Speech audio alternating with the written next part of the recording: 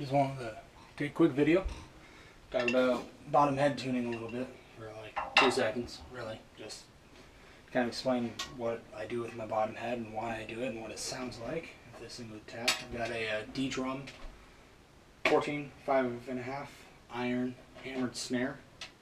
Right now, I've got the bottom head tuned a little bit below my top head. So fundamental note coming out of my top head. If you mute the top head just slightly too, you can hear it. Fundamental note coming out of my bottom, which because the head is thin, it lets a lot of higher overtones out. So if I mute both, you can hear it's actually slightly below the top head, which is kind of giving me a bit of a warbly sound when I hit it. It actually gives a lot of the overtones I don't like to come out of drums, out of this drum. I'm getting a lot of vibration of the body itself when I rim shot, because I'm rim shotting. I'm hitting the body of the drum.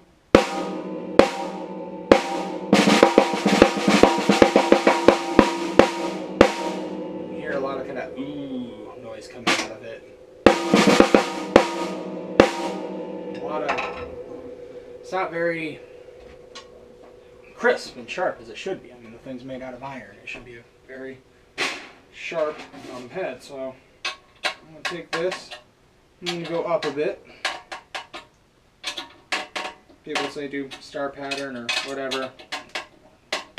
I don't care. I just go with what feels right as I do it. Thing's got die-cast rims, so it's pretty honest about which ones need tension compared to which ones don't. One of my favorite reasons for using die-cast rims, actually.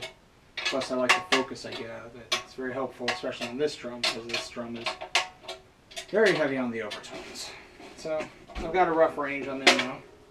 Let's see how my tone has changed. So my top head should remain about the same as I haven't adjusted it.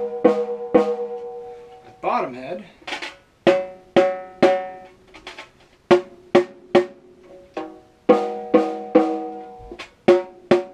so they're about in the same range now, fairly close to each other. Attach again. I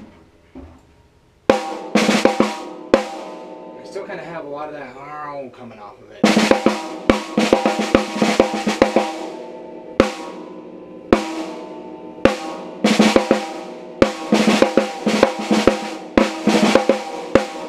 It's a lot of the excess kind of body of the shell. It kind of almost makes a tom sound, which again, I'm not a fan. There are people who do like it, and generally it actually gives you a little bit fuller tone if you're not a very heavy hitter. I mean, I use sticks that are about 5B in thickness and 16.5 inches long, and I'm not exactly light on my hitting, so it produces too many overtones. It would work well for a tom, but it's not, it ain't swinging for the snare for me. If I played lighter or was playing jazz or something and need more of those tones to stick out and fill out the body of the drum more, sure, I'd do it, but I don't. It's not what I play when I play for myself. I mean, you get a gig, you get a gig. I'll tune it separately, but I won't even use this snare for a gig like that. That would be kind of silly, actually. So, we're kind of up a bit higher now. I like using L keys, because the L keys let you feel the tension with your fingertips a bit more. It allows me to get a little bit more specific about what I'm feeling as I turn it. So again, I'm just looking for rough ranges. I'm not looking for super specifics, lug-to-lug tuning, whatever. Let's check our top head again. You can hear how our overtones have changed. Bottom head.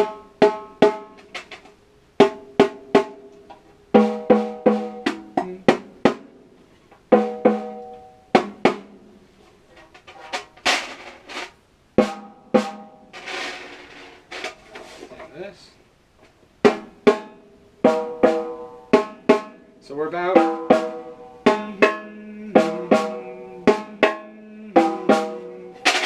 this is like minor third-ish range above. We're in that rough area. So I'm going to take 2 seconds just to tap my lugs just to see if there's any one of them that's a little weird.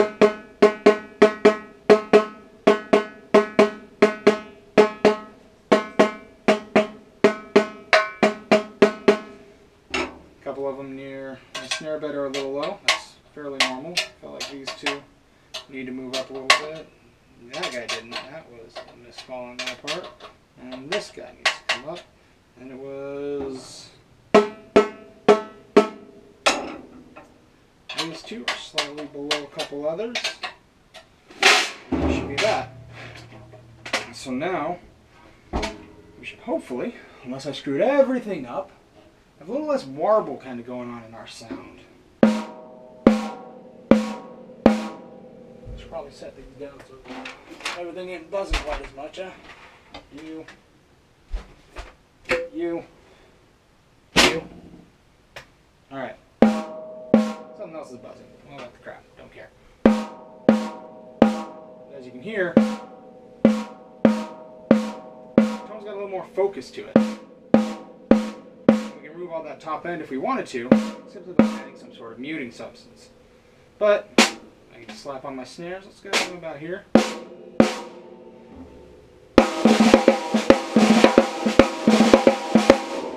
And all that warble is gone. We still have a little bit of a fundamental over-ring, which is natural for this. It's an iron snare. It's going to be like steel, more aggressive. I'm personally a fan of doing slightly tighter on my snares as well.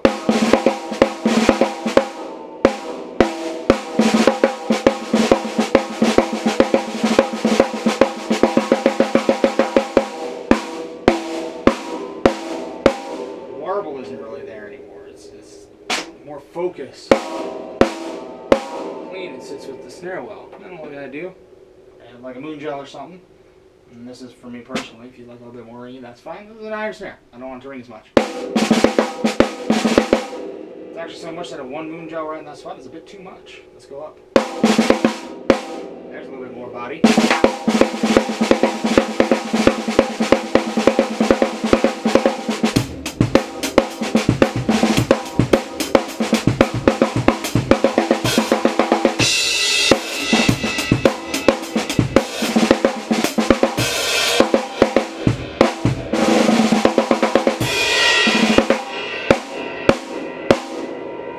Gives it a little more gumption, a little more oomph, and less openness. The sound goes straight through it rather than out the sides, I guess. And focuses the tone, makes it a lot cleaner. So.